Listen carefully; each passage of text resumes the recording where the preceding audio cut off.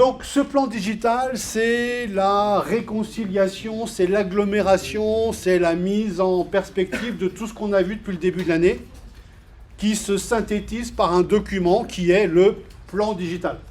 Ce plan digital, ça fera partie du quiz tout à l'heure, ce plan digital se décompose en 5 grandes parties, et tout comme, ce sera aussi une des questions du quiz de tout à l'heure, tout comme les 3 piliers du digital, si vous vous souvenez des 3 piliers du digital, 1, le persona, la VOC, Voice of Customer, 2, le parcours client avec l'UX et les points de contact, et 3, la data.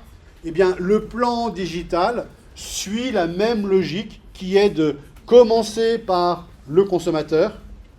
Et je vais vous poser une question à tout le monde. Qui est-ce qui a dit depuis une trentaine d'années que le slogan majoritaire de la boîte, c'était « Customer Obsession ». C'est Amazon et Jeff Bezos. Lui, ça fait 30 ans qu'il dit « Customer Obsession ». Donc, il applique bien ces 3 piliers du digital, il applique bien le plan digital, à savoir, tout commence par l'audience, la cible, la segmentation, le client, les besoins du client, et tout ce qui est autour de ce qu'on va appeler entre nous un persona, puisque le persona regroupe toutes ces informations.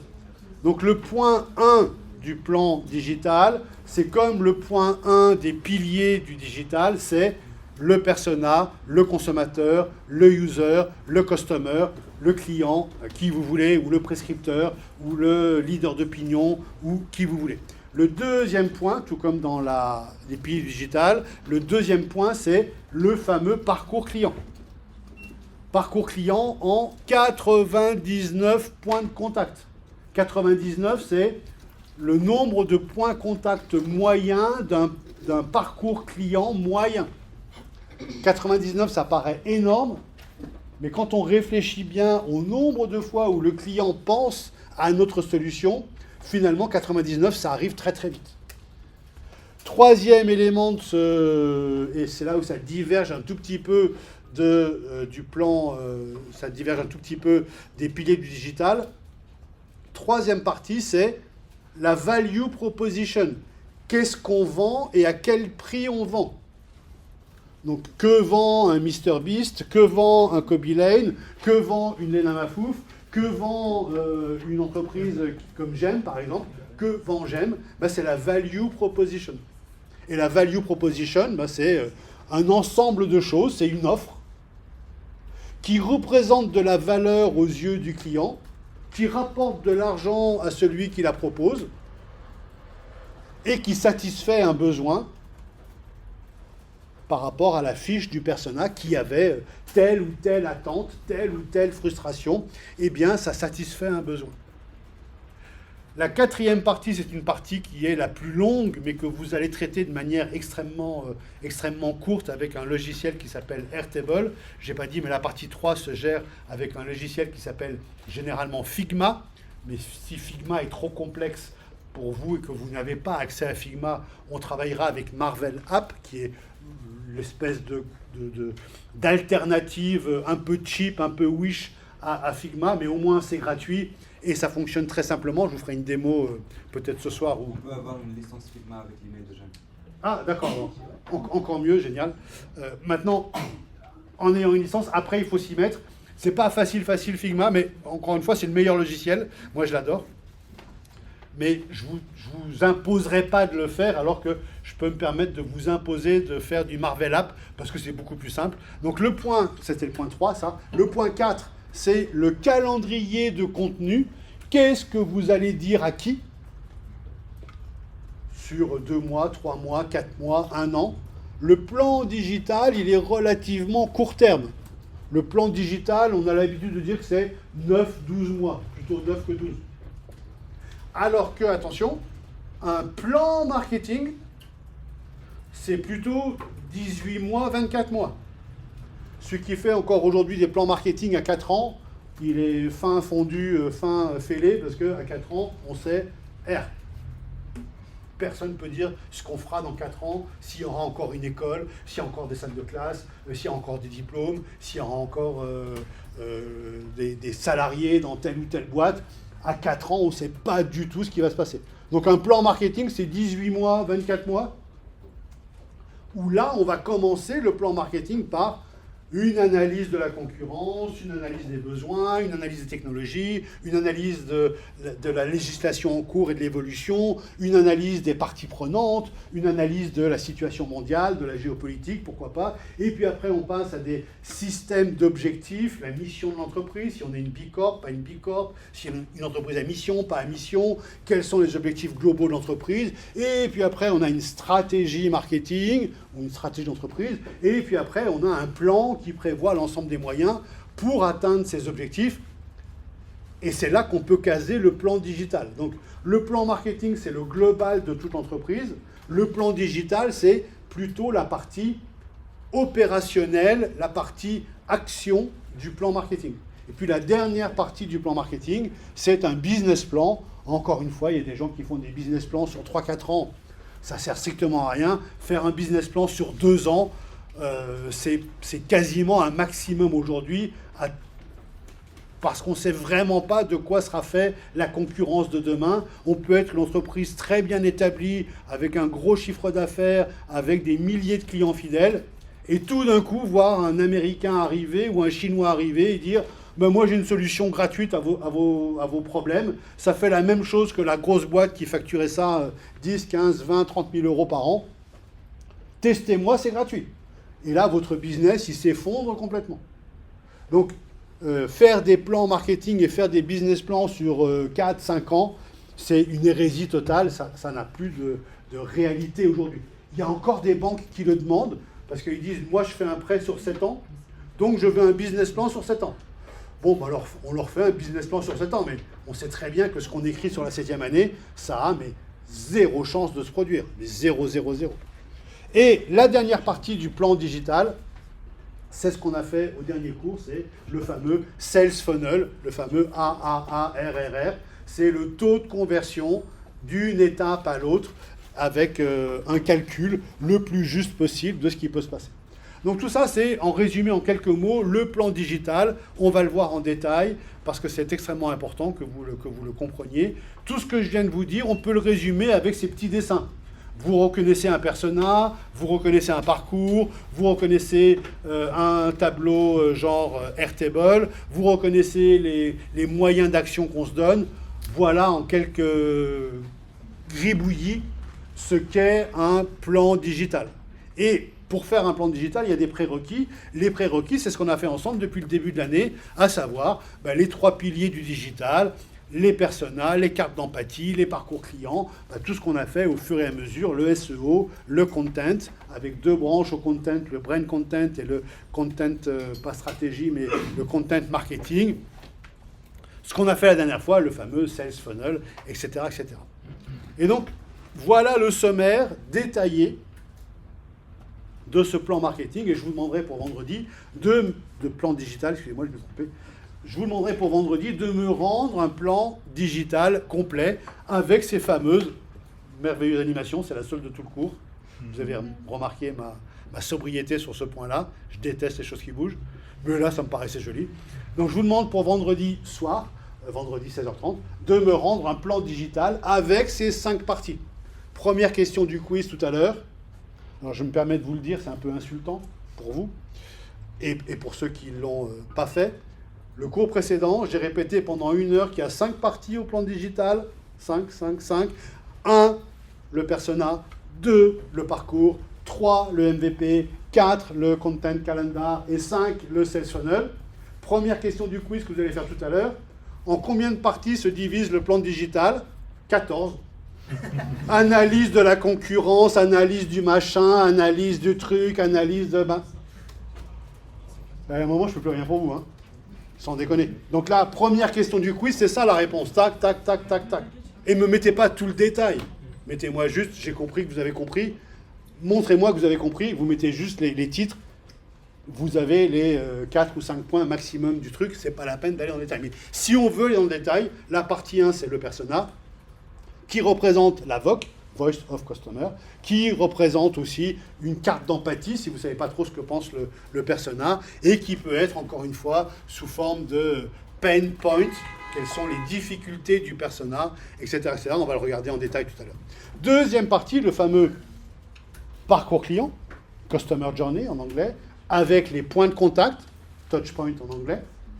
Et l'objectif de cette partie 2, c'est de savoir ici quels sont tous les points de contact, visibles et invisibles. C'est une question du quiz tout à l'heure. Les points de contact visibles, c'est le client appelle le service client. Ben ça, c'est un point de contact visible. Hein. Il fait un numéro de téléphone, quelqu'un décroche, c'est un point de contact. Mais attention, avant d'appeler, il y a un autre point de contact, il a cherché le numéro de téléphone. Sur sa garantie, sur un site ou sur une app, peu importe. Mais c'est un point de contact, il a cherché le numéro de téléphone. Et juste avant de chercher le numéro de téléphone, pourquoi est-ce qu'il veut appeler? C'est qu'il y a une panne, il y a un truc qui ne marche pas. Donc ça, c'est un point de contact aussi. Et il y a une panne, pourquoi? Parce qu'il se sert du produit. Il se sert du produit, c'est un point de contact. Et pourquoi il se sert du produit? Parce qu'il l'a acheté. Acheté, point de contact. Mais pourquoi il l'a acheté? Parce qu'il a vu une pub un jour, pub, point de contact. Donc il y a beaucoup de points de contact. Il n'y a pas seulement quand le client appelle l'entreprise, ou le client envoie un mail, ou le client fait quelque chose. Il y a des points de contact. Le client, tout à l'heure, enfin demain, après-demain, pardon, vous aurez à gérer un truc, où le client se réveille à 5h du mat, et il se dit, tiens, zut, ce soir je fais ça, est-ce qu'il va y avoir des grèves? Il se pose la question. Il ne s'est ni connecté sur un ordinateur, ni sur un smartphone. Juste, il se pose une question, il s'angoisse dans son demi-réveil en disant « Est-ce qu'il y aura une grève tout à l'heure, demain ou après-demain ?» Eh bien, c'est un point de contact. Si vous êtes, bien sûr, la SNCF ou la RATP. Vous êtes d'accord qu'on ne vous a pas appelé, on ne vous a rien demandé, vous ne savez même pas que le client a eu une angoisse à 5h du mat, mais néanmoins, pour le client, pour le user, c'est un point de contact. Il a pensé à vous. Et l'art du parcours client, c'est de se dire, il a pensé à nous, il s'est angoissé parce qu'il ne savait pas s'il y avait grève ou pas. Il faut qu'on trouve un moyen pour que lorsque le client se réveille à 5h du mat', il puisse se rendormir paisiblement en sachant qu'il y a grève, donc là il peut carrément dormir longtemps, soit il n'y a pas grève et il peut se recoucher tranquille et se réveiller à l'heure de son réveil parce que c'est sûr qu'il n'y a pas grève. Donc il faut trouver un système pour informer le client pour que lorsqu'il se réveille à 5h du mat', il ne s'angoisse pas en disant « je ne sais pas s'il y aura grève ou pas grève, je ne sais pas si je pourrais y aller ou pas y aller ». C'est ça l'art du Customer Journey. Troisième point, on l'a déjà dit, le MVP, le pricing, qu'est-ce que ça coûte, quelle est l'offre que nous faisons, quelles sont les modalités de l'offre que nous faisons, est-ce que c'est gratuit au début et après il y a une option payante, une deuxième option payante et après on passe à la version pro, est-ce que c'est gratuit tout le temps et c'est quelqu'un d'autre qui paye, est-ce que c'est un fee, pas un fee mais un abonnement annuel, comment est-ce qu'on tarifie notre produit à l'usage, au mois, à l'utilisateur. Il y a tellement de solutions possibles qu'il serait impossible ici de les lister, avec un effet qui est extrêmement important, que vous devez apprendre par cœur, qui est le pricing power. Le pricing power, c'est la capacité qu'a une entreprise à augmenter ses prix sans baisser la demande. Voir Hermès, Apple. Les Birkin sont passés de 10 500 € à 11 200 €. Il y a toujours autant de gens qui en veulent. Les derniers iPhones sont 100 € plus chers que les anciens. Il y a toujours autant d'abrutis qui en veulent. Et moi le premier. Je sais que je suis un abruti. Je le sais. Ça ne change rien, mais je le sais. Donc ça, c'est le côté MVP, et vous aurez un logiciel pour gérer le MVP qui s'appelle Marvel et dont on parlera plus tard. Quatrième partie, le fameux Content Calendar, c'est qu'est-ce que vous allez dire au public, sachant que dans le cas que vous aurez à gérer, comme je vous l'ai dit, c'est du B2B2C.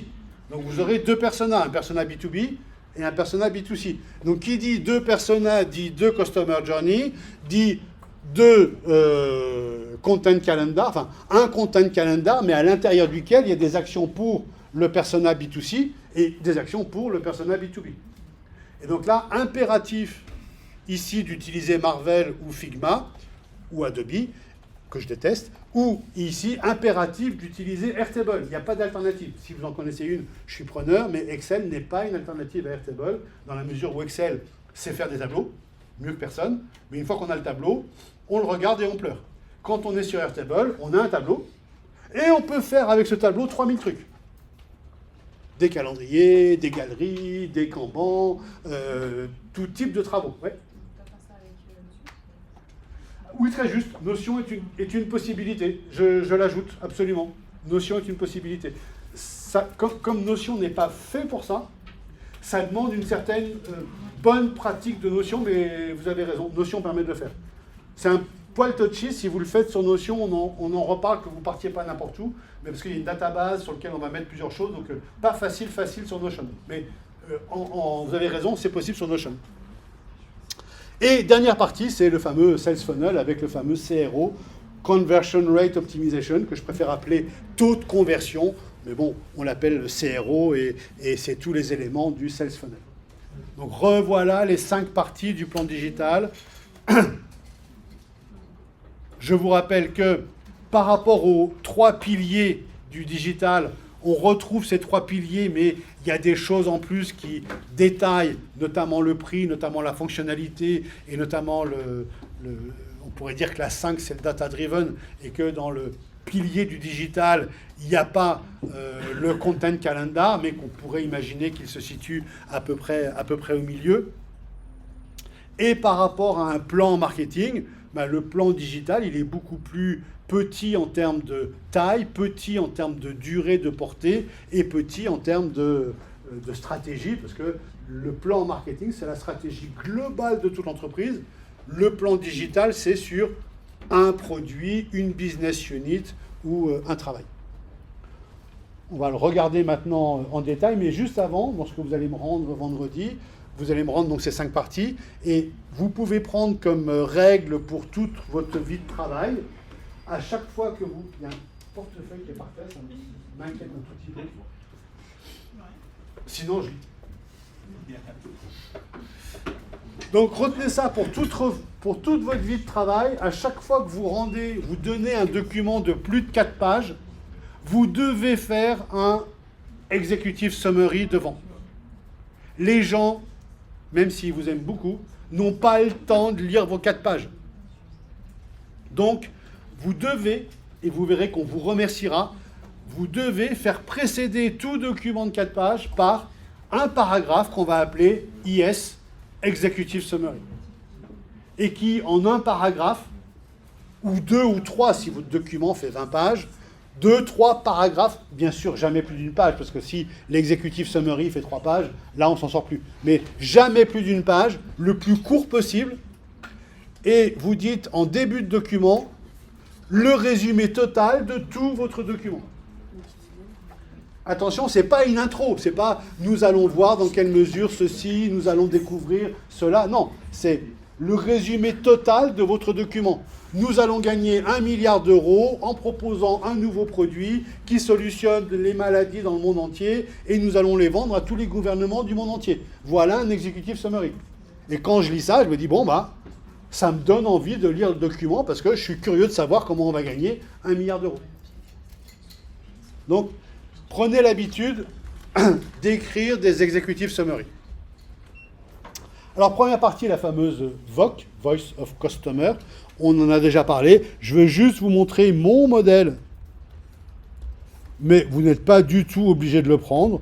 Mon modèle de persona. Vous pouvez, dans Canva, utiliser n'importe quel template de persona. Dans tous les logiciels, il y a plein de modèles de persona qui existent. Les 3 choses que je veux, absolument, dans les personas que vous allez me rendre, et dans les personas que vous faites, c'est 1, qu'il y ait toujours un prénom. Le persona, c'est un prénom. C'est Sophie. C'est pas Sophie Durand, c'est Sophie tout court. Et si votre persona, c'est une entreprise, c'est-à-dire que vous voulez toucher les avionneurs, votre persona, c'est pas Airbus. Airbus, il y a 125 000 personnes chez Airbus. Qui on touche chez Airbus? Donc, si votre persona, c'est Airbus, parce que vous faites du B2B, vous vendez un truc à des avionneurs, si votre persona, c'est Airbus, Le titre, c'est toujours Sophie. Et Sophie, elle est directrice des achats industriels chez Airbus. Et s'il y a une Sophie chez Airbus, il y a sûrement un John chez Boeing qui fait le même job qu'elle.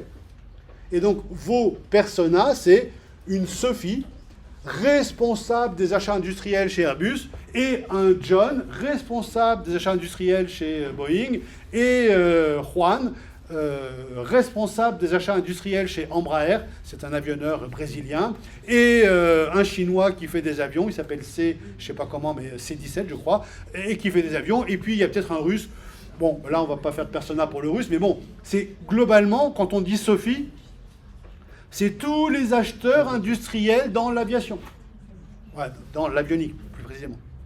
Ok, donc toujours un prénom, jamais une société. Et si c'est dans le cas que vous aurez aussi un particulier qui fait quelque chose, bah là c'est un particulier, on va l'appeler Jean-Luc, et puis bah, Jean-Luc il fait ceci, il a tel âge, il est marié, machin, truc bidule. Donc c'est un prénom. Éventuellement une photo, si vraiment vous avez le loisir de prendre une photo, c'est plus sympa qu'on voit à quoi il ressemble, sachant que la photo, c'est vraiment toujours du thispersondoesnotexist.com. C'est un site d'IA qui existe depuis... Vous connaissez l'IA depuis 2022. Ça, c'est un site d'IA qui existe depuis 2018. Depuis 2018, ce site-là vous donne des portraits de gens fabriqués par l'IA. Et comme depuis 2018, l'IA progresse, ben, les portraits sont de plus en plus précis, de plus en plus jolis. Si vous aviez vu en 2018 les gueules cassées qu'on avait avec ce système-là, il y avait le front d'une femme, le nez d'un homme et la bouche d'un enfant. C'était horrible. Et puis comme l'IA progresse, ce site aujourd'hui propose quasiment que des profils parfaits. Mais tous ces profils sont des gens qui n'existent pas, ça vous avez l'habitude. Ça c'est le premier point, c'est bon? Deuxième point du persona, c'est la partie la plus importante, c'est quels sont ses problèmes? Quelles sont ses aspirations? Quels sont ses pain points? Quels sont ses rêves? Quelles sont ses frustrations? Quelles sont ses attentes? Quelle est sa volonté? Qu'est-ce qu'il veut faire? Et je vous l'ai déjà dit, quand on a parlé de Secret Sauce, je vous le répète aujourd'hui, si vous êtes face à un persona qui est très heureux, qui va très bien, qui est en pleine santé, qui est très bien éduqué, qui est heureux en famille, qui est heureux dans son travail, qui est heureux dans ses déplacements, qui a tout ce qu'il veut, il est super heureux, eh bien, vous ne pouvez pas lui créer un besoin qu'il n'a pas. Non, il est super heureux. Vous ne pouvez pas lui dire « Ah, mais tu sais que si demain tu meurs, tes enfants vont être... » Non, il n'a pas de besoin. Donc quelqu'un qui n'a pas de besoin, sortez-vous ça de l'esprit. Le marketing et la communication ne peuvent pas créer des besoins. Les besoins, on les a en nous. Ce que va faire le marketing et la communication, il va nous suggérer des outils, des méthodes, des produits, des offres pour satisfaire des besoins que nous avons, mais qui ne sont pas complètement satisfaits. Est-ce que vous trouvez que vous mangez tous suffisamment sainement? Certains vont dire « Ah bah ouais, non mais moi je fais tout comme ci, comme ci, comme ça, donc je peux rien te vendre. » Mais ceux qui disent « Moi, avec tes petits lus, je te coince.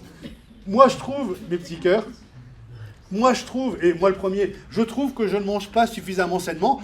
Ah bah alors, je peux faire quelque chose pour toi. Si tu trouves que tu ne manges pas assez sainement, je peux faire quelque chose pour toi. Mais si tu me dis moi, je suis à 100% bio, à 100% machin, à 100% truc, zéro grignotage, zéro machin, là. Qu'est-ce que tu veux que je te propose?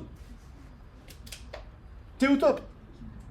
Je vais pas te dire, non mais il y a une nouvelle méthode maintenant, c'est, je sais pas quoi, machin. Non. Comprenez bien, la partie la plus importante du persona, c'est cette partie-là. Et si vous ne savez pas comment la remplir, c'est là que va intervenir la fameuse empathie map.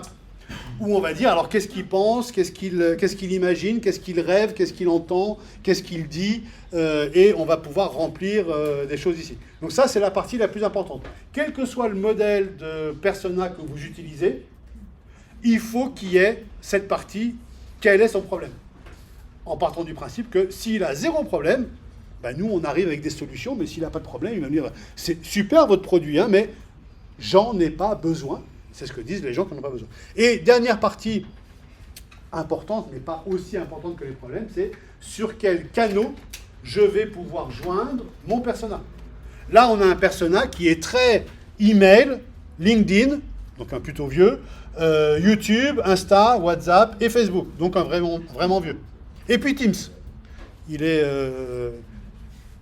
obligé dans sa boîte d'utiliser Teams, sinon personne de son propre chef n'utilise Teams. J'insiste sur le WhatsApp.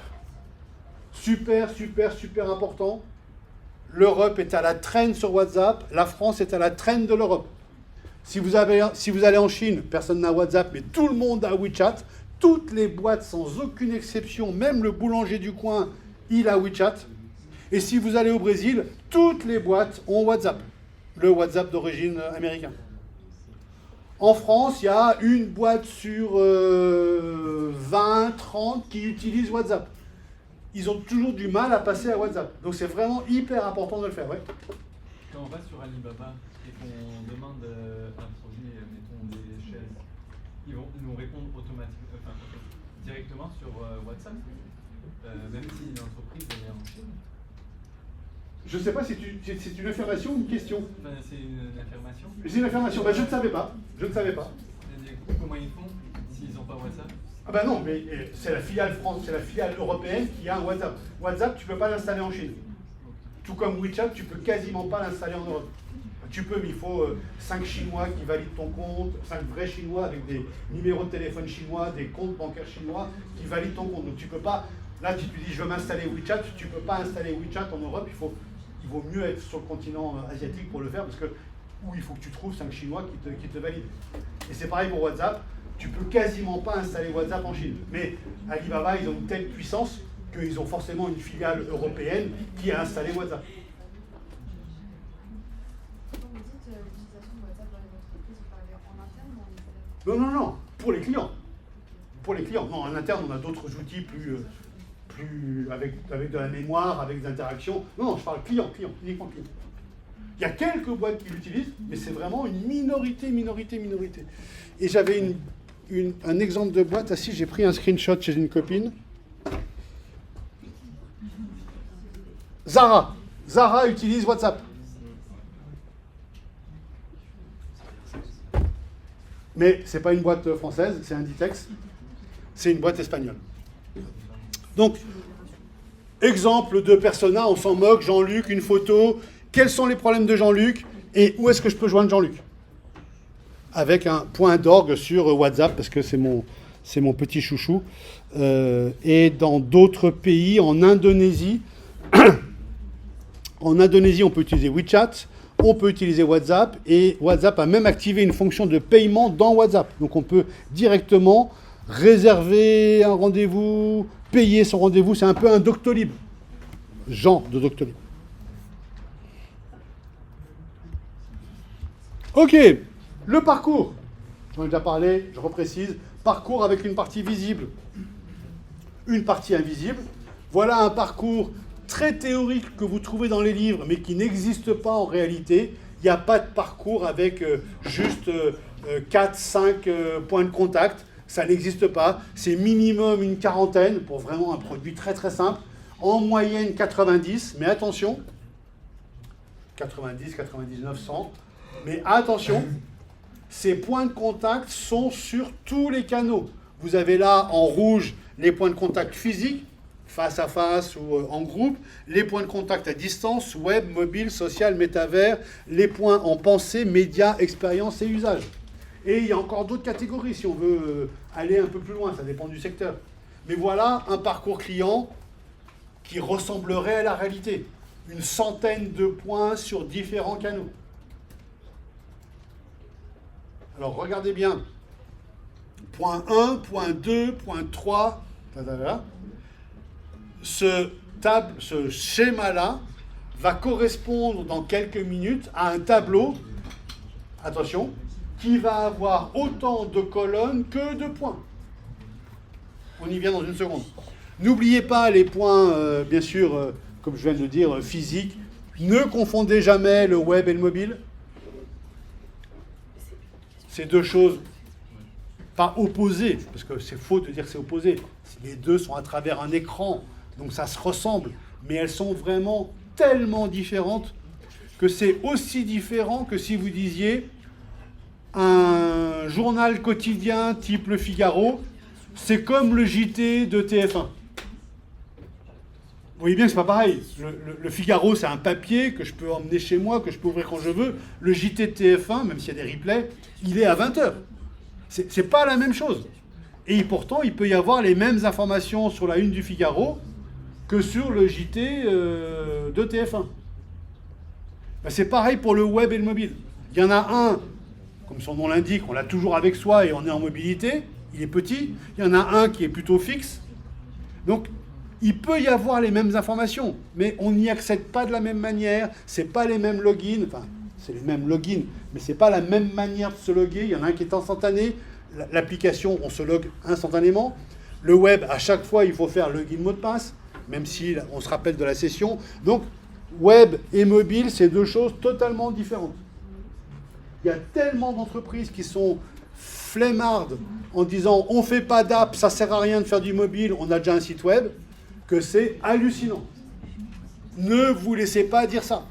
Dites aux gens, c'est pas du tout la même chose. Bien sûr, le social est différent, et bien sûr aussi, on peut penser au métavers avec les jeux qui sont un excellent exemple d'immersion métaversique. Et ce que je vais vous demander de remplir pour le travail qu'on a à faire ensemble, c'est ces espèces de bulles ou de phylactères de bande dessinée. Et vous avez là, sur 11 jours, moi je vous conseille de le faire sur un mois, mais vous ferez comme vous voudrez après-demain. Là, c'est le point de contact numéro 1. Blablabla, blablabla, blablabla. Là, c'est le point de contact numéro 2. Voilà ce qui se passe. Point de contact numéro 3, voilà ce qui se passe. Et attention, vous êtes prêts ? Point de contact numéro 1, 2, 3, tac, tac. Ça donne lieu à ce tableau-là. Point de contact numéro 1, on reprend tout ce qu'on vient de dire dans le précédent et on évalue la satisfaction du client. Est-ce qu'il est content, pas content de ce point de contact? Et surtout, le plus important, on dit qu'est-ce qu'on peut faire pour modifier ça? Et on passe au point de contact numéro 2. Là, le client, il n'est pas content du tout. Qu'est-ce qu'on peut faire pour changer ce point de contact numéro 2? Le but étant sur... Et tout à l'heure, quand je vais montrer les 99 points de contact, ça veut dire que si on transforme ces 99 points de contact dans ce tableau, on a donc 99 colonnes. Et pour chaque colonne, on a, voilà ce qui s'est passé, le client, voilà ce qu'il a fait, nous, on n'a pas été capable de lui répondre, on n'a pas su lui répondre, ou il n'avait pas la réponse sous les yeux, ou notre produit est trop complexe, il ne sait pas l'utiliser, il est mécontent. Qu'est-ce qu'on fait? On fait un produit plus simple à utiliser. Le meilleur mode d'emploi pour un produit, c'est quand il n'y a pas de mode d'emploi. Parce que le produit est tellement simple que ce n'est pas la peine de mettre un mode d'emploi. Il y a certaines télécommandes de télévision, ou certaines télécommandes de climatisation, ou même certaines télécommandes de ventilateurs, où il y a 15 boutons. Putain. Fais-moi on, off, plus, moins. C'est tout. Me fais pas... Le meilleur service client, c'est le service client qui n'existe pas parce que les clients n'ont aucun problème. Donc faisons en sorte, en préalable, que les clients soient comme ça, sur tous les points de contact, ce qui fait qu'on n'aura pas besoin de faire quoi que ce soit. Si dans votre tableau des points de contact, tous les clients sont hyper heureux, hyper contents, tout va bien, ils sont satisfaits, c'est fluide, c'est harmonieux, ils sont enchantés, il n'y a rien à faire. On passe au point suivant, à ce moment-là, ça veut dire qu'on est un maître dans sa catégorie, et donc maintenant, on va essayer de développer son savoir-faire dans un nouveau secteur pour développer l'entreprise. Si vous êtes parfait sur vos 99 points de contact, bravo, ça existe. On passe à autre chose et on essaye de faire la même chose sur un nouveau domaine. On passe au point numéro 3 du plan digital. Ce point numéro 3, c'est le point où on va utiliser du prototypage ou du wireframing. Je ne sais pas comment on dit wireframing en français. Fil de fer, mais fil de fer, ça ne veut pas dire grand-chose. Le wireframing, c'est le schéma de ce que vous allez utiliser. Vous vous souvenez de la citation du début d'année? Software is eating the world. par Mark Andreessen, l'inventeur de Mozilla Firefox. Eh bien, ce Software is eating the world, copié par Jensen Huang. Jensen Huang, c'est le patron de Nvidia qui dit AI is eating software. Tu me fais envie avec tes petits cœurs, toi. Hein? Non, je rigole. Parler la bouche pleine, c'est pas une bonne solution. C'est gentil. Non, j'en prendrai pas, merci. C'est juste pour te taquiner. Donc, software is eating the world, ça veut dire que, quel que soit votre domaine, il y a toujours une partie qui va être une partie digitalisée, une partie accessible sur un site, une partie accessible via un smartphone, mieux encore, une application, mieux encore, un vrai logiciel, mieux encore qu'un logiciel, une API, mieux encore qu'une API de l'intelligence artificielle automatisée. Je vous en parlerai vendredi quand on parlera, ou tout à l'heure quand je vous brieferai sur le cas. Tout dépend de notre ami s'il décide d'arrêter le cours à telle heure ou à telle heure, on ne sait pas, c'est son avis. Donc, qu'est-ce qui se passe derrière ce prototypage? Il y a un logiciel qui est Figma, que certains d'entre vous connaissent. Bravo si vous connaissez Figma. Vous aurez un petit travail sur Figma à faire pour... vous aurez après-demain, vous aurez un petit travail sur Figma à faire. Pour ceux qui ne connaissent pas Figma, qui est le meilleur logiciel, sur lequel on va mettre une notion de pricing. Pourquoi? Parce que dans votre logiciel, dans votre offre, il y a un moment sur votre site, dans votre app, où on dit « qu'est-ce que ça coûte ?» Tu as un plan gratuit, et puis au bout de 10 utilisations, tu passes à un plan payant. Le plan payant, il est payant à l'utilisation ou à l'abonnement, ou par la boîte qui décide d'offrir 100 abonnements à tous ses salariés. Que sais-je? Mais il y a une notion de pricing, parce qu'il y a toujours la page où on vous explique ce que ça coûte. C'est d'ailleurs la première page qu'on regarde quand on arrive sur un site. On se dit, attends, s'il n'y a pas de version gratuite, et si je ne peux pas le tester, et s'il faut mettre sa carte bancaire, je ne vais pas me commencer à savoir comment ça fonctionne, je laisse tomber. Donc on va tout de suite à la page pricing, on regarde s'il y a une offre gratuite. S'il y a une offre gratuite, on va plus loin, ou alors on a un plan avec Gem, mais ça c'est encore autre chose. Et ceux qui ne savent pas se servir de Figma, vous vous servirez de Marvel. Ceux qui ont déjà du Adobe XD, vous pouvez utiliser du XD. Perso, je déteste Adobe. Ils ont une politique commerciale absolument dégueulasse. Tout par abonnement. On arrive à des 500 € par mois avec Adobe. Pour du Photoshop qui est copié partout. Pour du Illustrator qui est copié partout. On fait aussi bien avec Canva. C'est franchement débile aujourd'hui d'utiliser les logiciels Adobe, sauf si on est une agence et qu'on a besoin de la suite Adobe, mais ça c'est autre chose. Et sinon, vous pouvez utiliser du Miro, du Canva, bien sûr, à outrance. Et je rajouterai Notion dans ce diagramme-là. Tu as raison de le signaler. C'est quoi un MVP, Minimum Viable Product? C'est quand vous donnez à votre utilisateur la possibilité d'utiliser la fonctionnalité principale de votre produit. Donc on va le voir ensemble après-demain quand on aura le produit, l'API et le SaaS. Il y a moyen d'utiliser avec notamment du jumeau numérique, il y a moyen d'utiliser ou de simuler l'utilisation de ce produit avec toujours la notion de pricing. Parce que si je vous dis, on parlait de manger sainement, j'ai une solution pour vous faire tous manger sainement. Ça coûtera par personne 1 000 € par jour et par personne. Bien sûr que personne ne va prendre ma solution, parce que 1 000 € par jour et par personne, qui est-ce qui peut payer ça juste pour manger sainement? Personne, enfin, sauf peut-être, comment il s'appelle, cette espèce de fou, Johnson, Robinson, le mec qui a décidé de vivre plus longtemps que ses enfants. Ah oui, le milliardaire. Ouais, le milliardaire qui a fait fortune dans la... J'ai oublié son nom de famille, mais c'est un Johnson Robinson. Il s'est fait infiltrer le sang de ses enfants pour rajeunir. Truc de dingue. Le mec, il fait 3 heures de culture physique. Il mange des milkshakes imbuvables toute la journée. Mais effectivement, quand on le voit, il a rajeuni, le gars. Il a réussi à rajeunir. J'ai oublié son nom. Il est assez connu. On peut aimer, ne pas aimer. Je trouve que l'expérience, dans la mesure où son expérience, il la met à disposition de tout le monde gratuitement et il donne tous les traitements qu'il fait, toutes les analyses qu'il fait, il met tout ça en public. Je trouve que c'est intéressant d'un côté scientifique de voir tout ce que fait cette personne-là sans rien cacher. Et il y a même des trucs un peu chelous qu'il fait, mais bon, il écrit tout, il donne tout à tout le monde, il appelle ça le blueprint, il montre ça à tout le monde, et ceux qui ont envie de s'inspirer de sa nutrition peuvent s'inspirer, ceux qui ont envie de s'inspirer de son sommeil peuvent s'inspirer, ceux qui ont envie de s'inspirer de sa méthode de gym peuvent s'en inspirer, enfin, c'est un cas d'école assez intéressant. Maintenant, je pense que le mec, il est un peu fêlé, mais bon, ça, après, c'est autre chose. Chacun... Une fois qu'on est milliardaire, quand on n'a plus rien à faire, ben, on s'occupe de ça. C'est pas plus mal qu'autre chose, il fait de mal à personne. Donc on va dire que c'est très très bien comme ça.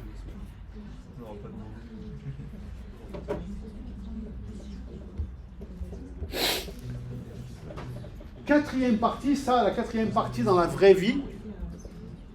Brian Johnson, je crois qu'il s'appelle. C'est ça ? Son nom est revenu là tout d'un coup, comme une flèche. Je veux être Brian Johnson.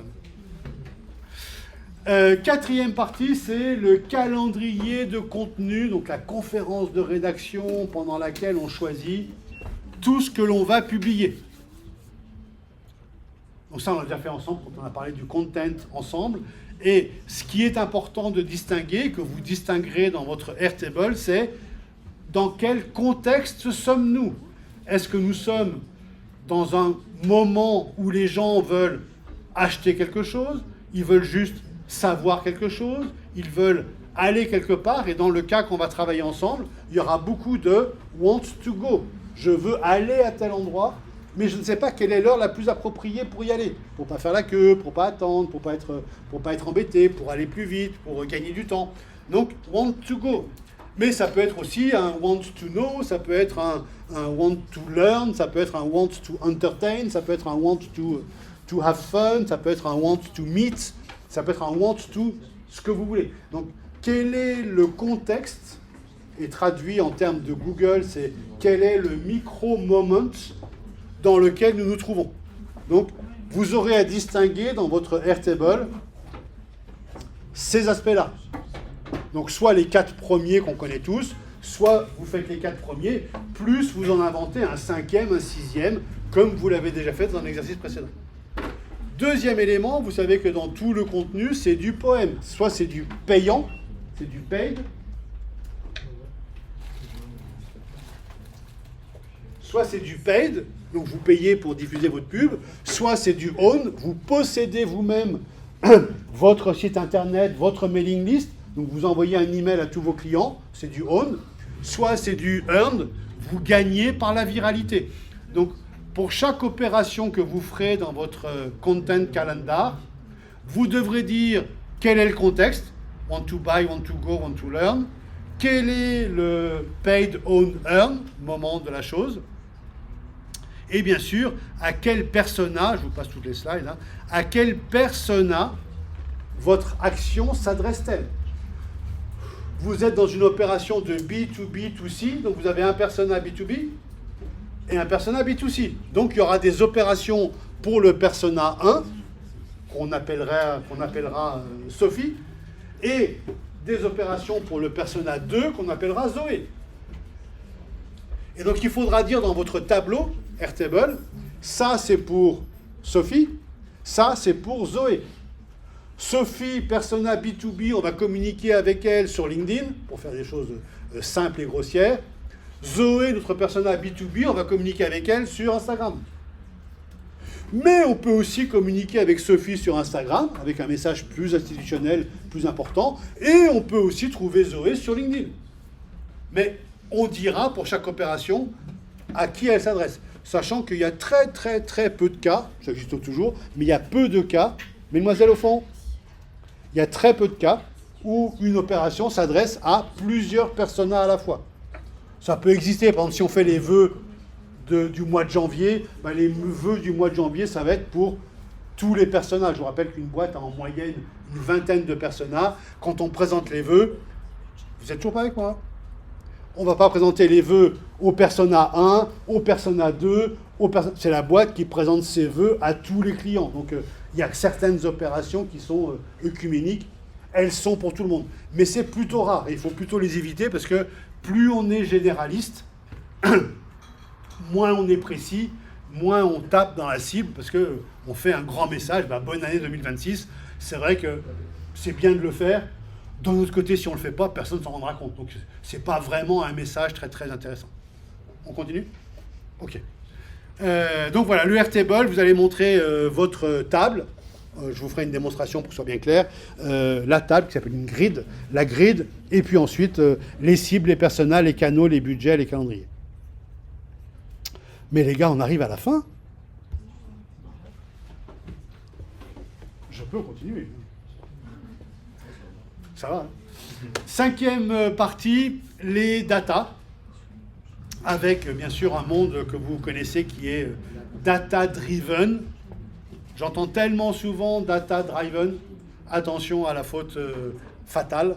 C'est search engine, pas engine, et c'est data-driven, pas driven.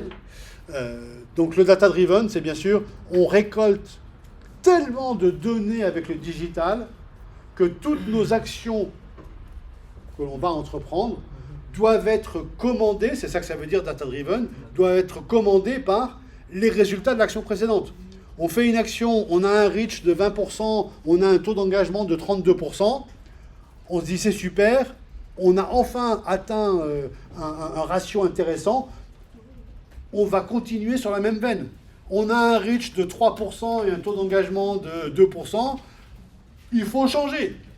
Ne continuons pas un truc qui ne marche pas. Parce que si on continue un truc qui ne marche pas, qu'est-ce qui est sûr ? Ça ne marchera pas mieux.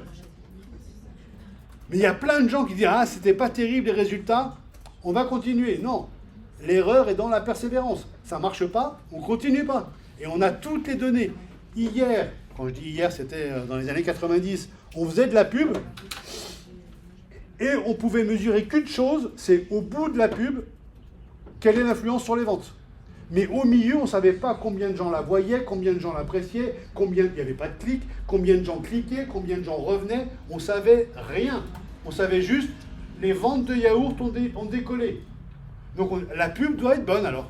Donc on la continue. Aujourd'hui, on a toutes les données. Avec Google Analytics 4, avec SEMrush, avec tous les outils que l'on a, des centaines d'outils, y compris les CRM, y compris tout ce qu'on peut gérer. On a des centaines, voire des milliers de data. Il faut les analyser pour savoir où est notre taux de conversion dans le fameux Sales Funnel. Je ne vais pas le redévelopper, on l'a vu la dernière fois. Donc c'est toujours la même chose. Le fameux taux de conversion, le CRO, Conversion Rate Optimization, hop, d'un étage à l'autre pour savoir si le problème vient de la com, vient du marketing ou vient des ventes. Et après, on va s'amuser à avoir ce qu'on appelle du lead scoring. On va scorer nos contacts pour dire, au début, on a des VU. VU, c'est un visiteur unique. On a des VU, visiteurs uniques. On a du reach. On va mesurer ce reach et ces visiteurs uniques. On va les transformer en MQL, Marketing Qualified Lead. Ensuite, on va scorer ces leads. Mon MQL, il a téléchargé un livre blanc, il est venu à un webinar, il a posé 3 questions et il a envoyé un email. Donc, on commence à le scorer pas mal, il est assez chaud. Donc, je le passe au sales, il devient SQL. Le sales l'appelle et il me dit « Ah non, mais moi, je suis étudiant à GEM, je fais un mémoire sur le sujet. » Et blam, score 0, il n'achètera jamais rien, à dégager. Ou alors, je suis très, très, très optimiste, très, très, très long-termiste, et je me dis, cet étudiant de GEM qui fait un mémoire là-dessus, dans 2 ans, il est embauché, dans 3 ans, il commande chez moi. Donc, je vais me le mettre dans la poche pour dans 3 ans. Ça, c'est l'optimisme du mec qui achète un hamac et qui plante des glands en disant, un jour, ces glands deviendront des chênes, et sur ce chêne, je mettrai mon hamac. Il faut être optimiste. Est-ce que les entreprises nous permettent d'être optimistes sur 3, 4, 5 ans? Généralement non, parce que c'est géré au trimestre. Donc, tu as fait le chiffre du trimestre ou pas. Tu ne vas pas t'amuser à extrapoler sur l'avenir d'un étudiant dans 3 ans. Moi, je pense que c'est une erreur, mais après, chacun fait comme il l'entend. Donc voilà ce que vous allez faire dans cette 3e partie.